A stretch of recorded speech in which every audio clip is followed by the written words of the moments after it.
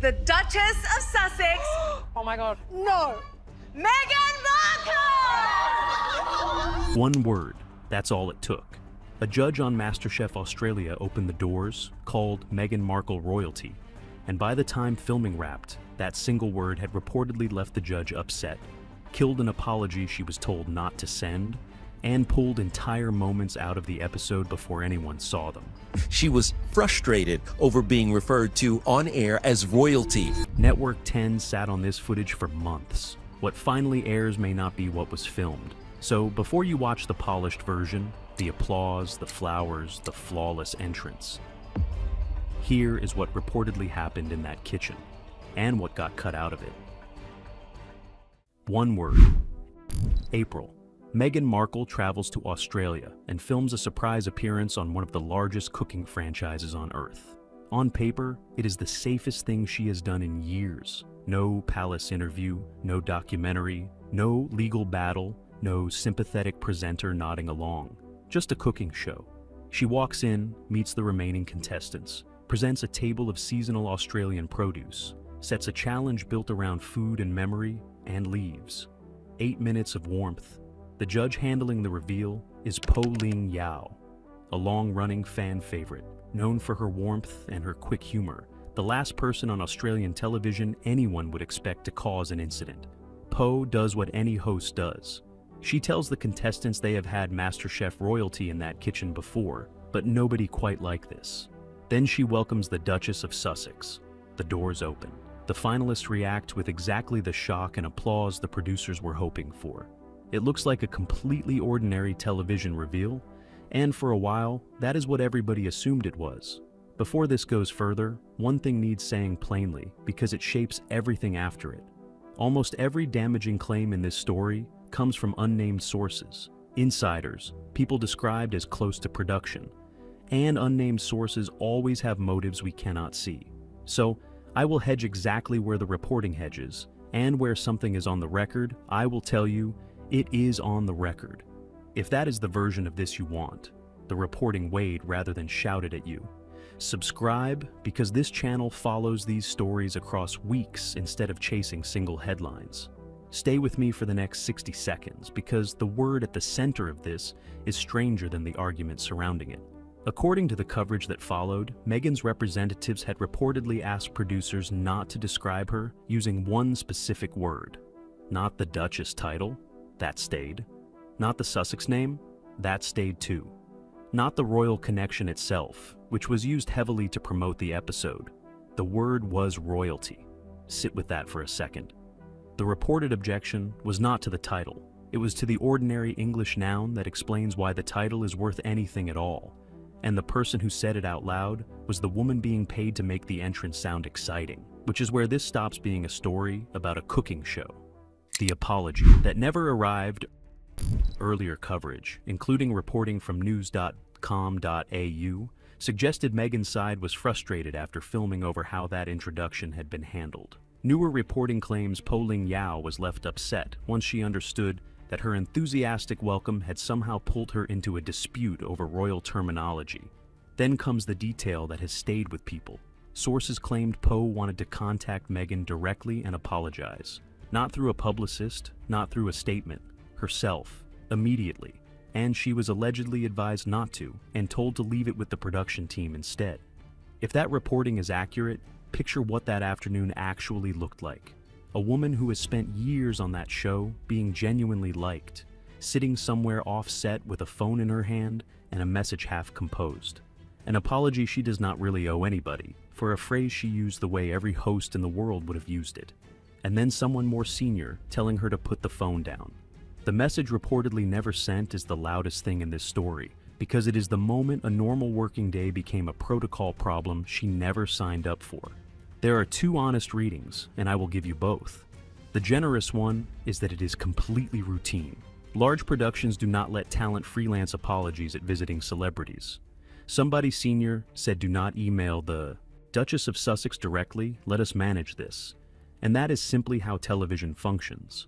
The less generous reading, the one dominating comment sections, is that the apology was never going to reach its destination anyway. that the layers of people standing between Meghan and everyone else are not incidental but structural. I do not know which is true. Nobody outside that production does. A third source added another wrinkle. Some moments from filming reportedly would not be aired, attributed to what was described as personality differences. Poe, the claim went, tried to bring her usual energy, attempted a few playful lines, and not all of them landed. Those moments reportedly did not survive the edit. Be precise about what that does and does not establish. It does not describe a confrontation. It does not confirm anybody cried. And Meghan's side has denied she was angry at all, insisting she genuinely enjoyed the experience. But that denial leaves one enormous question standing in the middle of the kitchen. If nothing was wrong, why was the word off limits in the first place? A dish fit for a duchess.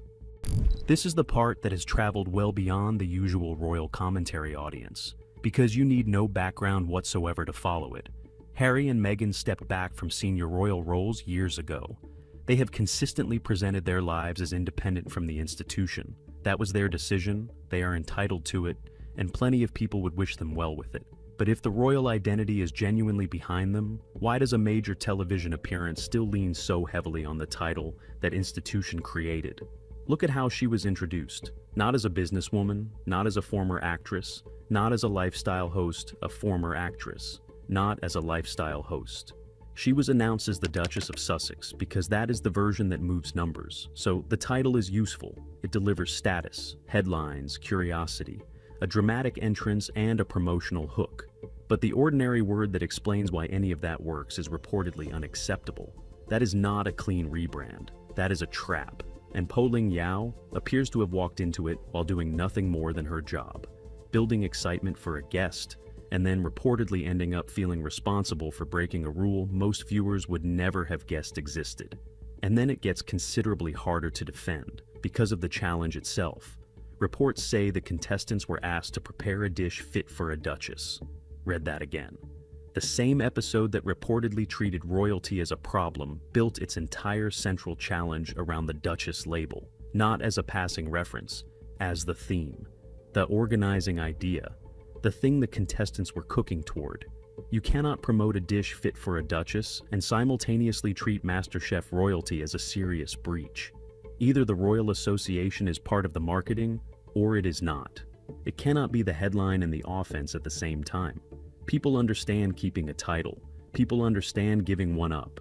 Nobody can follow using the Duchess label as the central attraction while objecting the moment somebody connects it to the obvious. Once you have seen that contradiction, you cannot unsee it, and every polished frame in that episode starts to look different.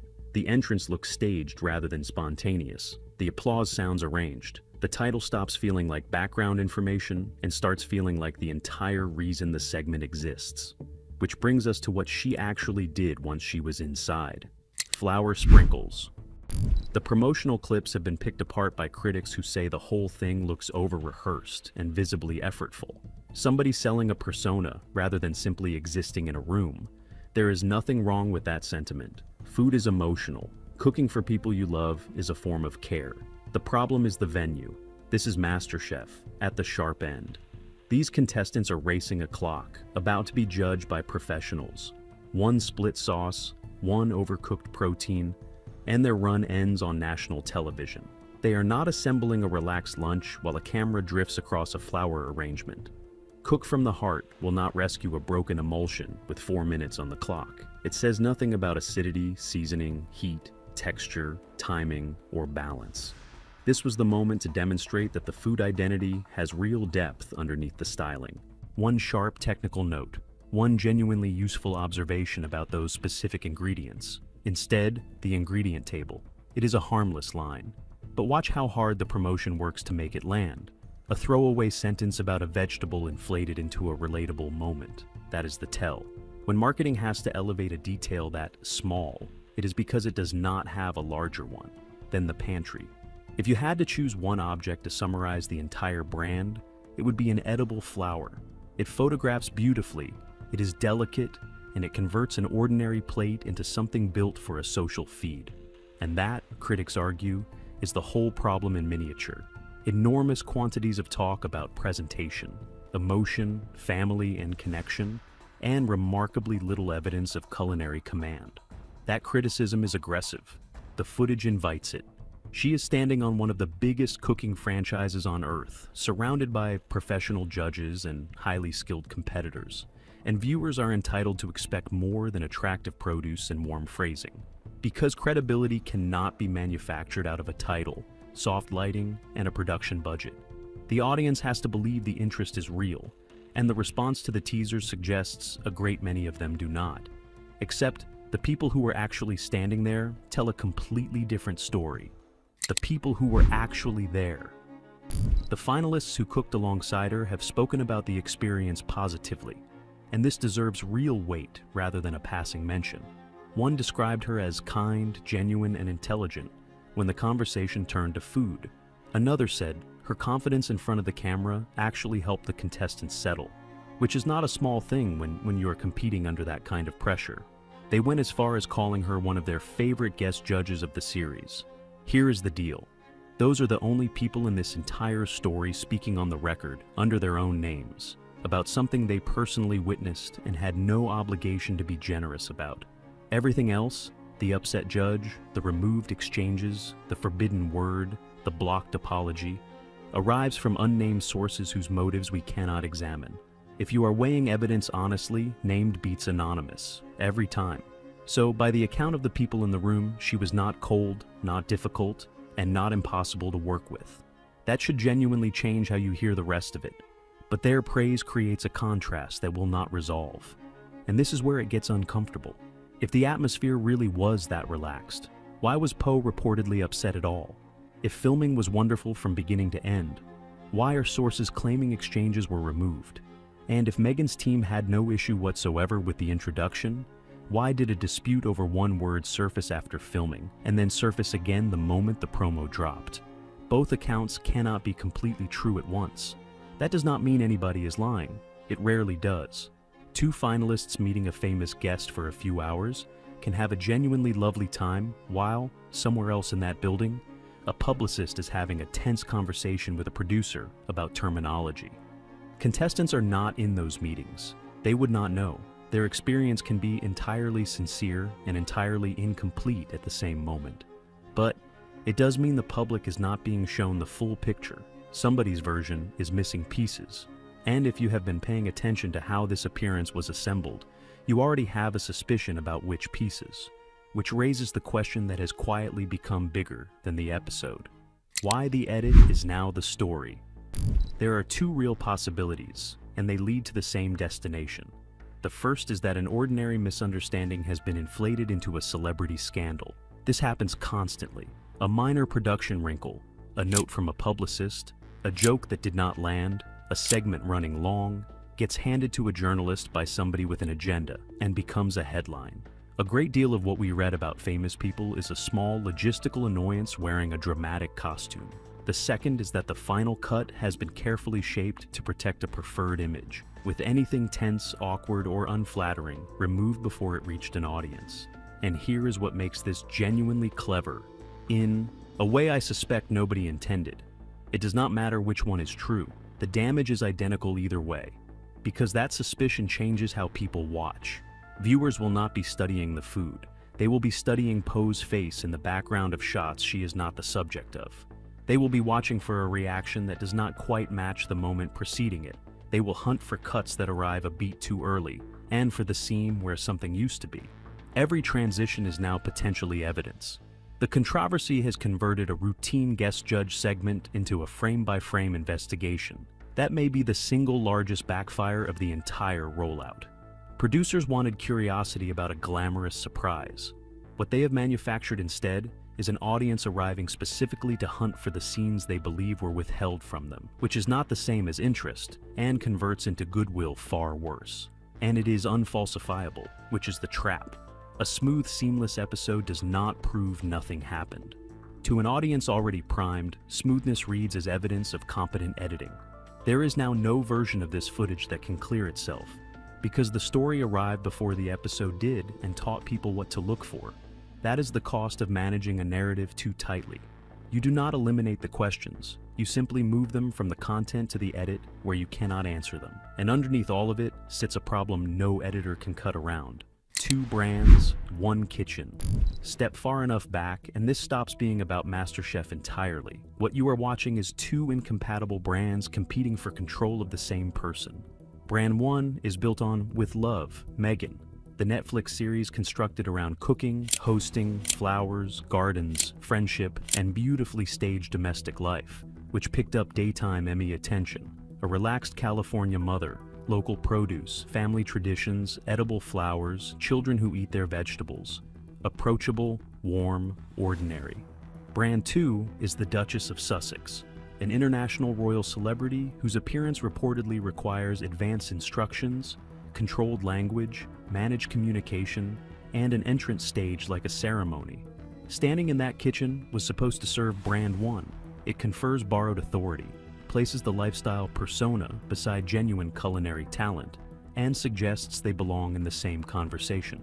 Instead, Brand 2 walked in first, and the word royalty followed it through the door. She wants to be seen as independent, but the royal connection generates attention faster than anything else available. She wants to appear casual, but the arrivals are staged like state occasions. She wants food to lead, and the title keeps taking the headline. The audience can see both identities simultaneously, and they do not blend, which is why the stakes here are higher than one cooking segment, because the ground in Britain is not forgiving. YouGov's royal favorability tracking has repeatedly placed Meghan near the bottom of the rankings. In January, roughly 19% of British respondents viewed her positively against 66% unfavorable. An April update had favorability still sitting around 20%. Those are not a referendum on anything specific, but they measure how little room there is for error. A friendly cooking appearance might soften the picture for viewers in Australia or the United States. It will not reverse that. And reports about special demands, forbidden words, and controlled editing feed directly into the exact impression her team is spending enormous energy trying to escape. That is the real difficulty, and it is not a shortage of opportunity. She receives major platforms and global television slots. The trouble is, what survives contact with an audience. So, here is what stays with me. Somewhere on a hard drive, there is a version of this episode with the removed moments still in it. A few seconds of a joke that did not land. Whatever crossed a face before somebody called cut. Reportedly, it exists. It will likely never be seen. And when you watch the finished episode, the applause, the seasonal produce, the flower sprinkles, the doors opening on cue, you will not be watching a cooking show. You will be watching the gaps between the shots, wondering what used to be there. So, tell me below. Was MasterChef royalty an innocent introduction that should never have become anything? Are anonymous sources inflating an ordinary production disagreement into something far larger? Or does this show somebody who still wants every advantage the royal title carries, while rejecting the word attached to it? Drop your answer below, hit like, and subscribe with notifications on, because the next one looks at what happens when that same title gets used somewhere it genuinely was not welcome, and that story is stranger than this one.